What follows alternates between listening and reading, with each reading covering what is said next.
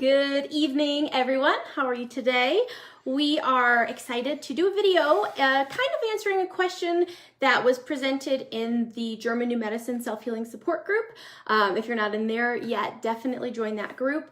And it's a really great question, and we saw how it could apply to many different people and many different situations. So we wanted to do a video to kind of go through some different possibilities of how you can work with a situation like this. So the question was from a person who finds herself at the point of her healing phase where the pain is very intense and she finds herself unable to work, unable to make a living, and she, feels like she needs to ask her family members for assistance, for help financially, so that she can, take the time that she needs to fully recover so that her body can heal, so she can get out of the healing phase and start getting back to her regular life. And she was asking for advice or questions or people who have had that type of experience of how to approach it, because she felt like it was in a sense like admitting defeat or throwing in the towel, as though, this meant that she, finally had to do this thing that she was like the last thing that she wanted to do. So we wanted to talk about how not focusing on the how and really being so focused on your goal, on what it is that you really want, and allow, the universe, God, allow circumstances to surprise you, allow people to surprise you. Because, when we get really focused on how something has to come to us, we can block our blessings, we can block great things from happening, we can keep ourselves stuck, keep ourselves in conflict if we don't have access to different ways of thinking about situations such as this one.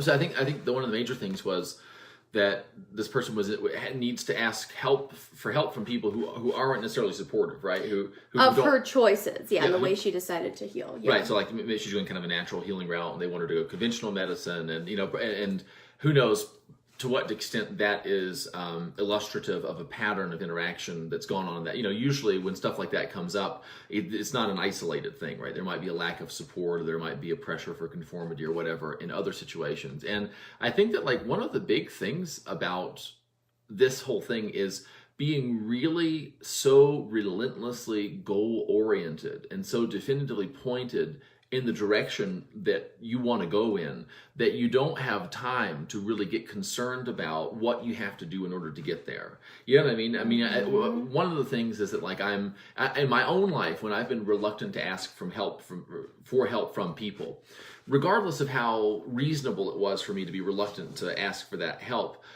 it was because the difficulty that I experienced, one way we could say is an ego thing.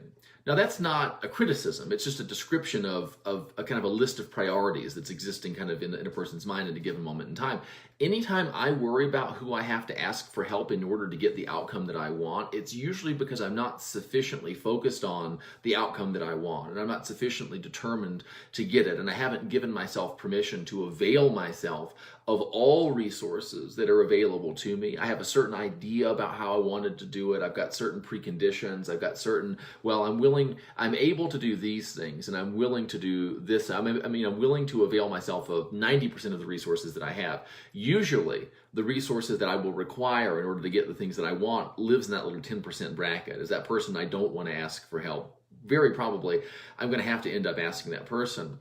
And the thing for me, it's not like a correction of an error within me or within you or anything like that. What it is, though, the Tony Robbins questions, I think, come to mind here. What's great about this and what can I learn from this?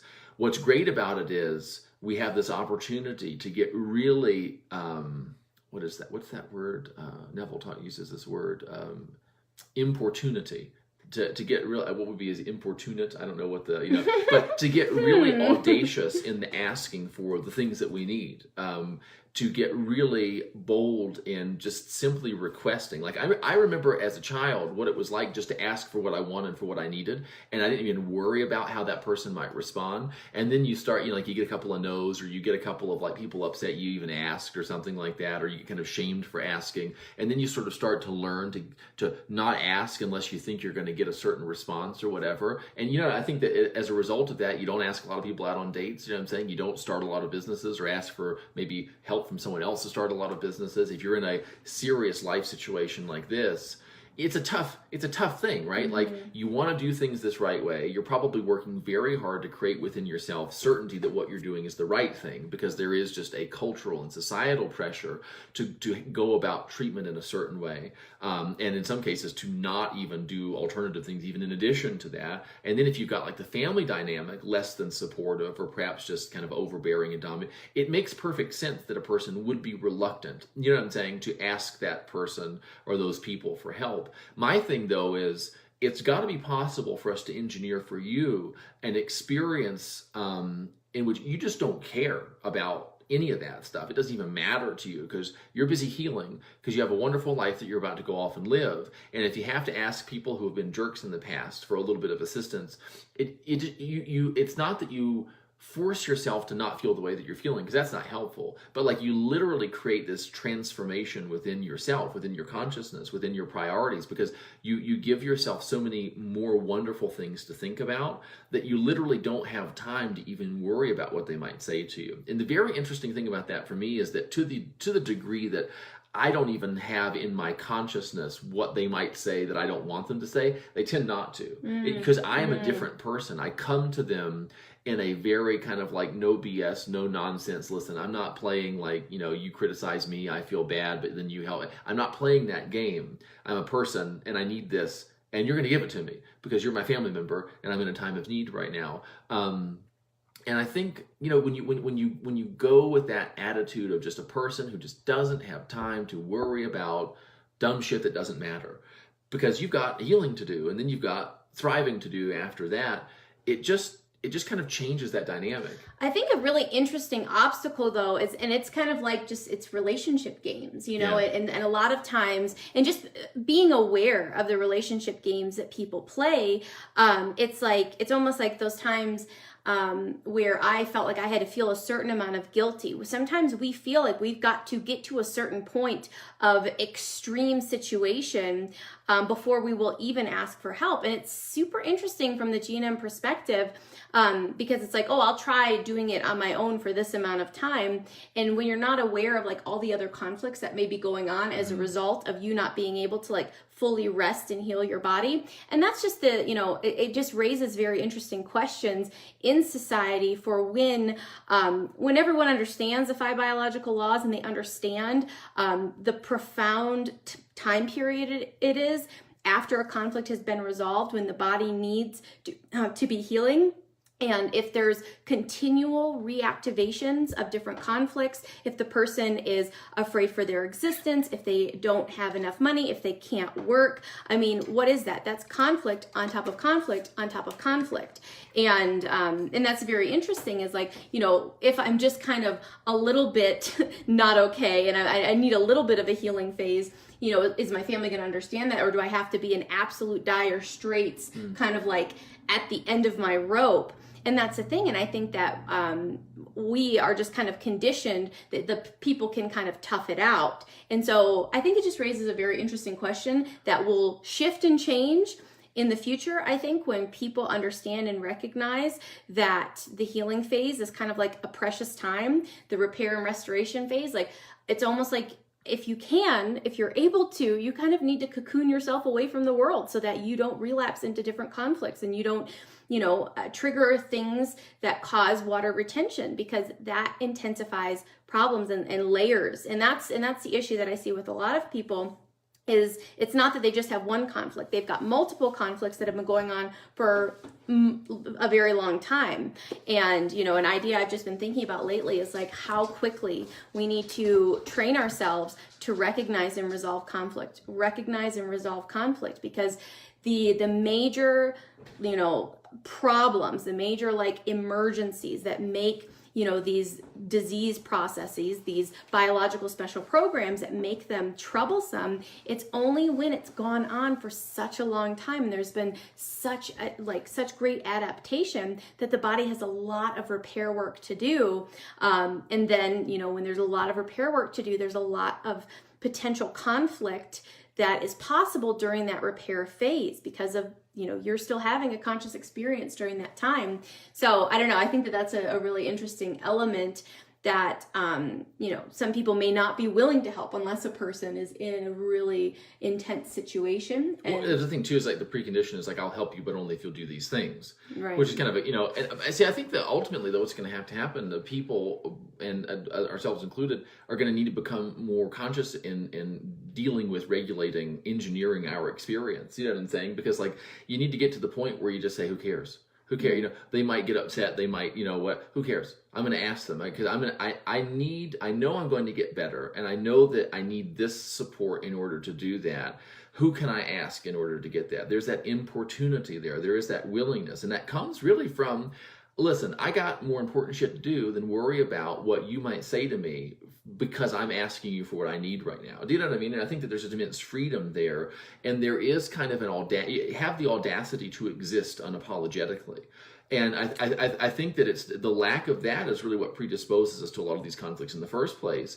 And it's also the thing that makes it difficult for us to extricate ourselves from those situations once we're in them. Oh God, I hope I'm not in the way. Oh gosh, I hope I don't lose my job. Oh gosh, it's all of these kind of just constant chronic apologizing for something we are or aren't. And then when we get sick as a result of some kind of, something going on, we then just incorporate that into this pattern that we already have going. But when you have something better to do, you do. Really, when you have something better to do, when you build something new in that place, you have equipped yourself. And that's not a criticism, to say that you don't have anything better to do. You give yourself something better to do in the same way you give yourself oxygen, in the same way you give yourself nutrients. You would not think less of yourself if you weren't able to run a mile if you didn't have any access to oxygen. Do you know what I'm saying? And so if you hadn't eaten in 3 days, you wouldn't think less of yourself because you're not able to perform physically very well. And in the same sense, I can't perform mentally very well if I haven't given myself something better to think about, if I haven't given myself something that is so big and important and wonderful that it crowds out the things that don't work. And that's for me really what has to happen, is that we have to crowd out those things that don't work. One of the things that doesn't work is worrying about how other people, family members, and I get it, I've done it in the past, but it doesn't work. You know what I'm saying? You got to do what you got to do, and feeling bad about what you got to do.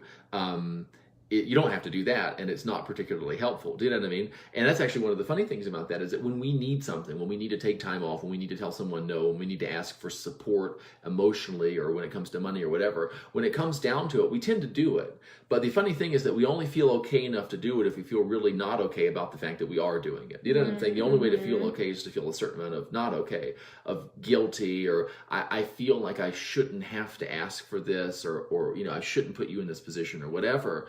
And that to me is it comes down to a basic idea that it's possible for reality to be other than it should be. It's just very nice for me. It's like when I've had to ask family members for support in the past, like after I finished chiropractic school, I was starting like my coaching stuff. I was just getting started. I knew nothing about business. And I had to ask some people for help. I had to live with some people for a while. There were all sorts of different things that occurred that I didn't feel really great about. And at the time when I got over myself, do you know what I'm saying, and basically gave myself permission to be as I was when I learned how to give reality permission to be as it was. I'm just a subset of reality, and it just is as it is. And I have a need, and I happen to know certain people who, I don't have a perfect relationship with, but, who seem to care about me and with whom I'm close enough that it occurs to me, I could ask them for a little bit of help. That's just the way it is. And when you give, reality permission to be that way, you just start doing what makes sense. You just start responding to it. And it reminds me of a story of, speaking of like giving yourself something better to think about so that your mind can be nourished on that, so that needing to ask for support is like a little footnote in your day's agenda rather than the big negative thing. I remember reading a story about Steve Jobs, and it was back in like he had just actually I know it was like the mid-90s. He had found Apple Computer, obviously, but then he had been sort of betrayed and edged out in the late 80s, and that's when he went on and did something called Next, and he had like a kind of a not so successful computer company. He got knocked out of Apple, but somewhere in the mid-90s, Apple was really struggling, and they invited Steve Jobs back. They're like, we need Steve.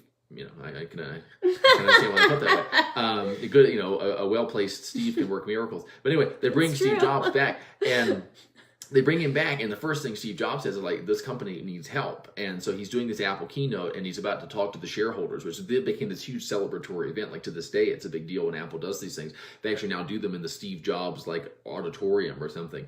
And he received a call, and he had done this. Steve Jobs humbled himself and requested from Bill Gates, Microsoft, his arch rival, basically an influx, a loan, or some kind of support that was going to allow Apple basically to continue existing, because Apple had a lot of really great stuff, I think, in the 90s, but they just weren't really liquid. They weren't generating the income they needed to continue. And with businesses like that, it's weird. You could be on the cusp of greatness and something just not, and you not be able to make that, that connection, make the payroll or whatever, and it all falls apart. And so Bill Gates basically said, I'm going to help you do this, or I'm going to give you this money or whatever. And Steve Jobs said, thanks, Bill. I appreciate you doing this. I really think the world is going to be a better place because of what you're doing. And of course, Apple went on to become the most valuable company in the world, significantly more valuable than Microsoft. And it chills. That's so good. Well, and that's an interesting thing. And so, do you think it was easy really for Steve Jobs as Bill Gates, you know what I'm saying, for that money? And I mean, I think we all kind of tend to magnify our problems because they're in our side view mirror. Do you know what I'm saying? And so they seem much larger, they seem much closer. But if you think about that for a minute, and you're like, man, someone as big and important and successful as Steve Jobs asked for Bill Gates' assistance and help. Do you know what I'm saying? His arch rival there. Apparently, this is something really successful people have to do sometimes. And the reason he was willing to do that is because he wasn't thinking about how embarrassing it was to have to ask Bill Gates for money. He was thinking about iPhones and iPads. Do you know what I'm saying? He was thinking about Apple Watches. He was thinking about huge things down the line that were going to come as a result of requesting that. And that for me has been like a huge thing. Giving that person permission to think about me, to see me, to even behave towards me, however they need to. Trust them to handle their treatment of you and their response to you. Trust yourself really to know what the appropriate thing to do is for you, which is to ask them and leave their response to them and let their response be okay, and recognize their response has more to do with them and what they're capable of doing in terms of being magnanimous, in terms of being supportive or whatever. Just let that be there. And what interesting things happen, you tend to get actually better responses from people. And if the responses that you get aren't so great, you don't take them personally, because if somebody isn't supportive of me, particularly when I'm in a kind of challenging health situation or rebounding out of a challenging health situation, that's I feel bad for them. Do you know what I'm saying? Because they're in a place where they can't treat you in a way that if they could see it from your perspective, they would feel good about. And that's kind of when you start sort of having sympathy for them or compassion for them, it moves you out of that kind of timid and afraid and ashamed and guilty place. It sort of it brings you up. Do you know what I'm saying? That's the interesting thing kind of about forgiveness is that it tends to elevate the forgiver much more than the forgiven. Do you know what I'm saying? It's releasing yourself from a thing. And so I think that's really important. Another principle is this idea that you want to give people a chance to surprise you. Yeah, especially when they don't deserve it. Do you know what I'm saying? You want to give people the opportunity to treat you the way that you would like for them to treat you sometimes, and in a situation like this, and this is kind of an extra thing I would layer on, because practically, functionally, you need the support to get through this time. That needs to be enough. It needs to be enough that you need it. That needs to be sufficient for you to ask for it. Give them an opportunity to give you what you need. You know what I'm saying? And to surprise you with how nice they are about doing it. And one of two things is going to happen. They're going to rise to that occasion. They're going to treat you very well, and they're going to be very nice to you. And maybe who knows what it will do for the relationship. Or they won't. They'll give you the support, but they'll kind of be jerks about it. And in that occasion, you can say, I needed an outcome, and that outcome was I needed resources to provide a space for me financially, in terms of a home, in terms of whatever, that would allow me to do my healing, because my healing was what I was doing. I'm not being somebody's daughter, somebody's sister, somebody's mother. I'm a person who needs to get better so they can go live their life. That's what's happening right now, And if they see me as somebody who doesn't know what they're doing or whatever, that's their business. I'm going to let them take care of that, because I have better things to do. And who knows? Maybe they will surprise you. And I think that willingness, when you know that you can respond resourcefully to whatever it is that they do, I have found personally I've become much more open to the idea of giving people opportunities to surprise me with their man. So-and-so was actually really pretty nice today, and I find that people do it more and more and more when I'm, not kind of like hinging my experience on whether they do what I think they ought to do, or whether they treat me the way that I really deserve to be treated. It's almost like it opens up some kind of space that allows them, it's going to be a wonderful, what's great about it, either you guys get closer together or you get better at handling people who, aren't necessarily in a position to treat you the way that you deserve.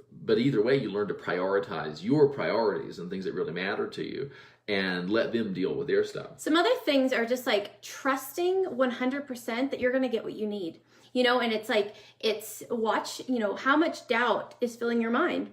Because some fears about, you know, asking anybody for the assistance is fear that they'll say no, fear that it won't work out, fear that ultimately you're not going to get what you need and you're going to be in a really tough situation. But when you start like trusting in the thing that you want to come, and knowing that you know, and imagining such amazing outcomes, imagine all the different ways that it can come, and don't close off any of the doors, you know, so we can have an idea, oh, I think it might come from this person, or this person might help me. I mean, it's really the same whether it's, you know, someone giving you something, or for us, like if we are imagining, you know, growing our people that work with us, the people that come to us for coaching, the people that join the Resolve program and the Inner Circle. It's like, you know, it's just like, I know that they're going to come. I know that I'm going to get what I need. I know that, like, our finances are going to continually improve. I know that we're going to help lots of people. I know that it's all going to work out. And I, you know, if I get really fixated on where it's going to come from, like, oh, it's got to come from here,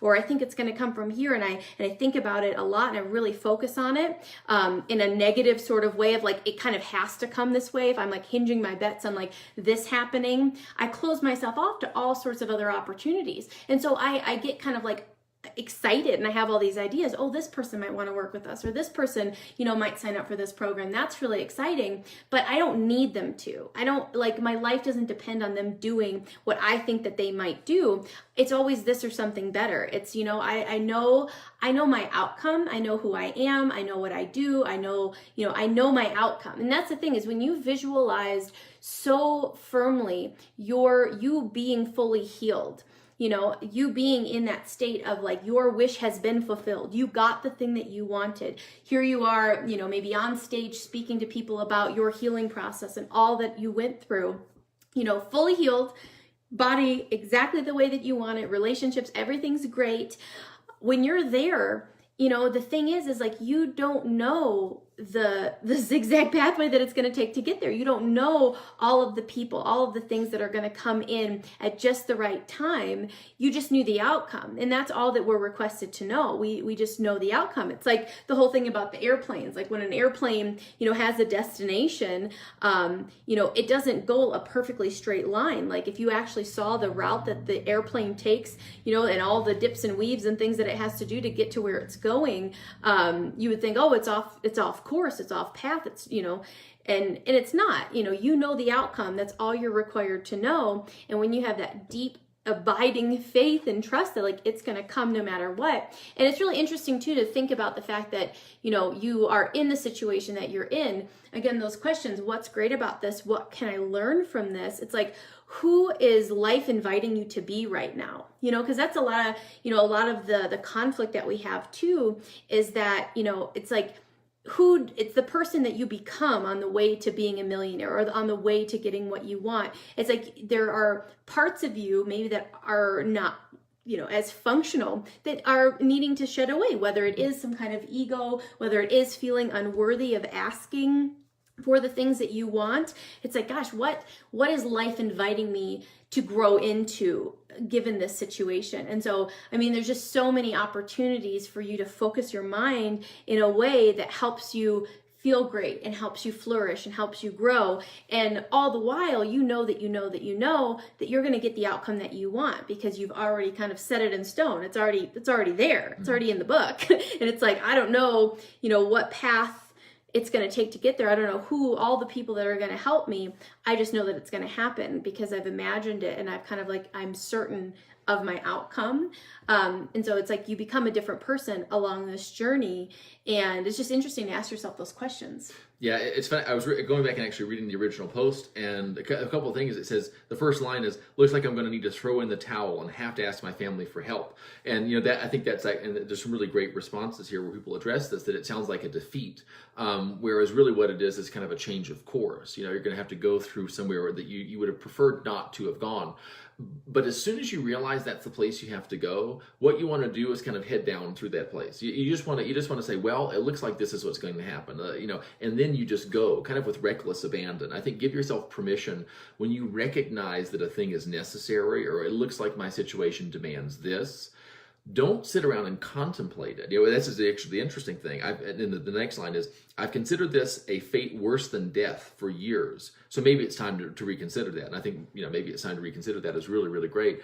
Yes, I think would say so. The interesting thing about that is, a fate worse than death is kind of funny. If you think about the idea of death, we cover this in the existential module, that the event of death itself is not really that terrible of a thing. Contemplating death is not necessarily particularly pleasant, and I think that making that distinction is actually really useful. And so I think what I'm seeing and hearing when I'm reading that is thinking about asking my family for help feels worse than even thinking about death. And that means that how I'm thinking about it, what I'm telling myself it means, what I'm imagining must come along with it, the experiences. Basically, we're building an experience, right, and we're imagining doing this thing. And it's interesting. I imagine that probably like death is simply an event. It's the contemplation of it that tends to be very unpleasant.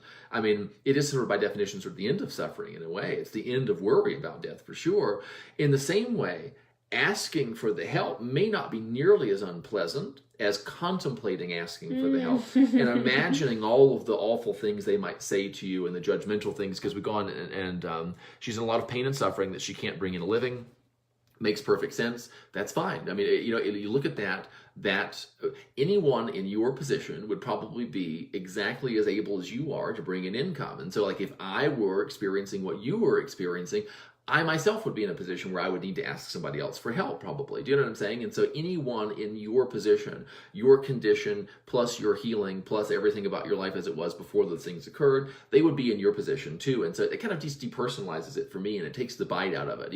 I used to, one of my big things was I used to create intense experiences of humiliation for myself. And one of the ways I got out of that was that if something embarrassing happened and I felt that embarrassment, rather than resist it, what I did was I said, if somebody else had been, I don't know, walking around with their shirt on backwards or, something like that, they would be feeling embarrassed too. And it kind of just made me feel, if I were sitting down and someone else were standing here with their fly down, or if they went to the bathroom or something, because that's like the most catastrophic thing that can happen to you in middle school, or it was up there, at least when I was, then they would be feeling the way I'm feeling now. So it's okay that I'm feeling that way. Anybody would feel the way, that I'm feeling. And so I think just giving yourself permission to be feeling how you're feeling right now, physically, but also emotionally about the feeling. And then also, because it's a balance between these two things, give myself permission to feel like I'm feeling about my condition, about my financial situation given my condition, and about my relationship to my family with regard to my condition and my financial situation. Give myself permission to feel as I feel about all of those things without failing to avail myself of opportunities to make better or make improvements in what that experience is. Because a lot of people will get half of it, but they won't get the other half. They'll either accept that they feel the way that they do, and then they'll miss opportunities to improve the way that they feel, or they'll try to improve the way that they feel without first accepting the fact that they're feeling as they're feeling right now. And you really have to have them both for kind of like the maximum response to become kind of just an active and cooperative participant sort of in your experience. Didn't even want to tell her family anything because they're very judgmental and traditional in their medicine. So I would begin to think about that. Rather than fearing that, I would begin to say, I think about your situation. You're constrained by certain things right now. You're dealing with a very intense and a very painful portion of your health journey, right, in this moment. And that's a constraint for you, right? If you had millions of dollars in the bank, you know what I'm saying, probably you would have more flexibility, but that's a constraint for you as well, right? So we've got physical constraints, we've got financial constraints, all kind of coming together that leaves one avenue available to us, which is asking people who don't have a history of being super supportive. So you're dealing with these constraints. Your family is dealing with certain constraints too. Like, for example, they're bound up by their inability to see things in the way that you're seeing them, or even to see the fact that some people just deal with health and see that differently. So they're operating within a constraint in the same way that you are. Like, they're literally not perhaps flexible enough to treat you the way that they want to. Not that they don't want to treat you that way. Not that they wouldn't if they could, or if they sort of modified certain things. And so that's one thing for me too, is that I tend to not fear other people's judgment, say, if I remember that if the judgment occurs, that's a commentary on what they're capable of doing and how they're capable of interacting with me. It's not a commentary on me, because what tends to happen is someone judges me. Why do I fear their judgment? Well, because as soon as they send judgment over my way, I stamp it with a meaning that says what I'm doing is wrong. Either what I'm doing is wrong, or they're very bad for judging me, or perhaps even both of those things. But when I kind of develop the ability to say, what they're doing, everyone's doing the best they can given the resources that are available to them at the time. Even these people who sometimes aren't that supportive of me. Now, that's not so that you can let them walk all over you. It's so you can let them mistreat you if that's what they need to do and not be burdened by it. You know what I'm saying? So you can say, well, I'm sorry that you feel that way. I'm going to do what I need to do. You can help me or you can't. When you have that freedom to just talk to them kind of straight like that, that's a really powerful thing. Yeah, that's about it from there. And then there were some really great comments here. I think it is just about giving yourself permission to be where you are and say, like, what's the Steve Jobs version of me here in terms of like how he handled the business situation there, which is you just have outcomes that you want to create. And it's getting excited about that stuff, getting intensely kind of fixated on those great outcomes that you're going to create and making those things so big in your mind, like literally putting those things right in front of your face, that this asking for help is just kind of like, I need to do that already. I should have done it 5 minutes ago because I need to get my way on to the next stuff. I've got more important things to do than that. You know what I mean? And I think that's a huge thing. It's just going to come back, I think, really just to permission. Give yourself permission to be unable to earn money right now. Let that be okay. It's immensely liberating. It really is freeing. Give yourself permission to sort of be, we're all at various points at the mercy of other people and their kindness and their ability to be magnanimous and all of that stuff. And it never feels good when you're there.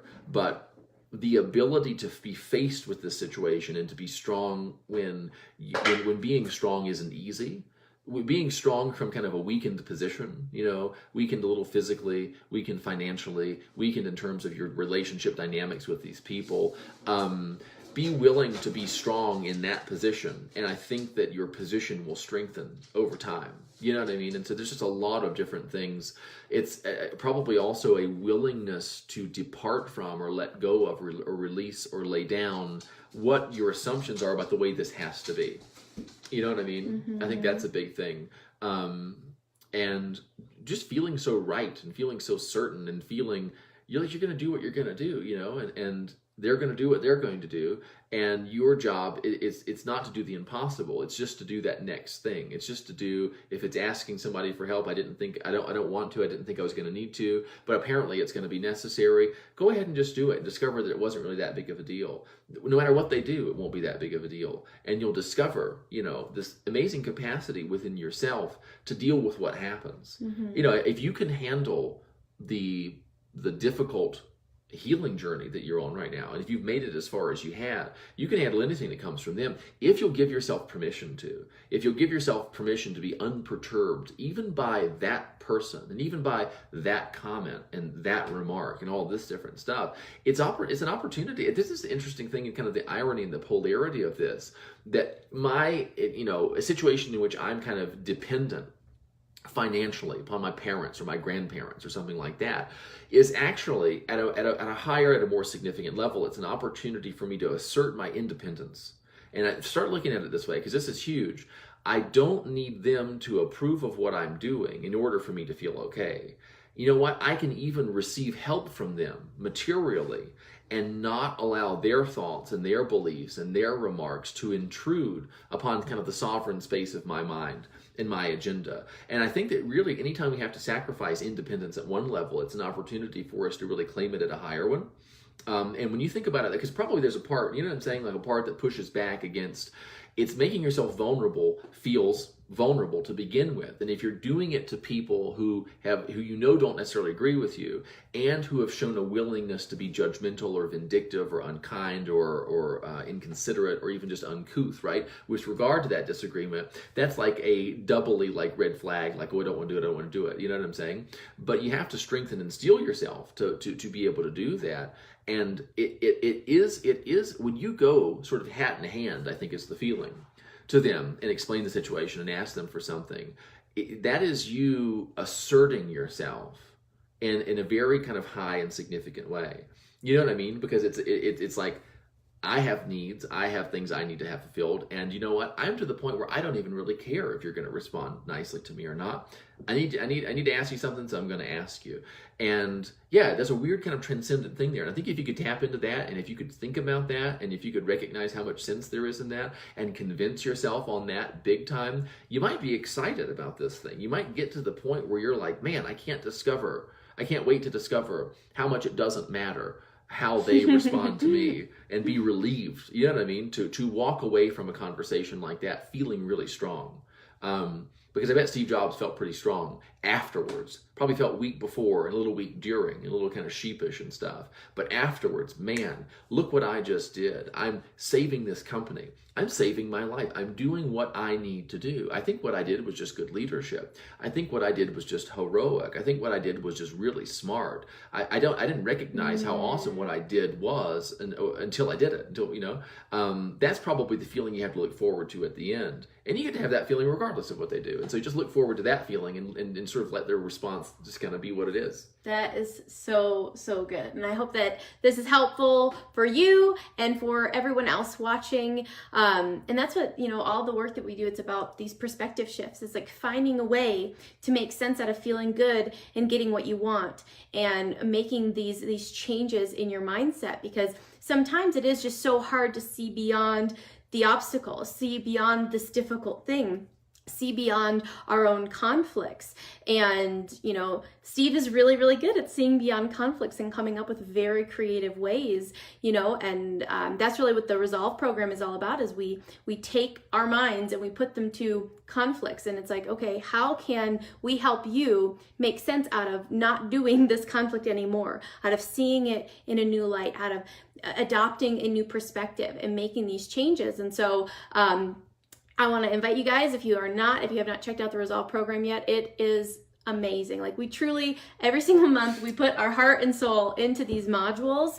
Brains in there too. Brains and hearts and souls, because I just see it's such a valuable resource. It's a complete resource library. Every single month we talk about a new conflict, in depth, in super depth, about how can you change the way that you think about a feeling too slow conflict, an existence conflict, abandonment, isolation, refugee conflict, self-devaluation, specific self-devaluations. Next month we're doing the relationship module, which is incredible. And so it's like, how can we apply new ways of thinking to these old problems that have been around for some people? They've had a self-devaluation conflict since the womb, and how can this person take this conflict that seems so real, these ideas that they have about themselves, the world, and other people that seem so real, and it's like, how could I ever get rid of this issue that I've always had, and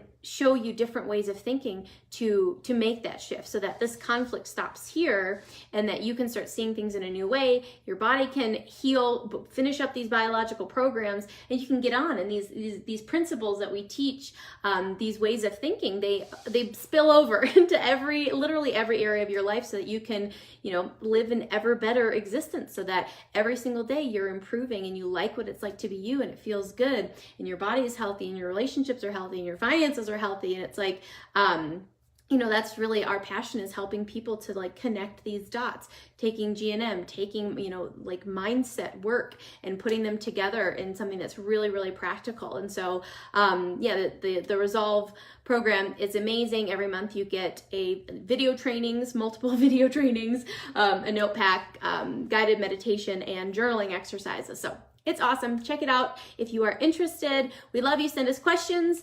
We love to do these videos for you guys, and have a great night.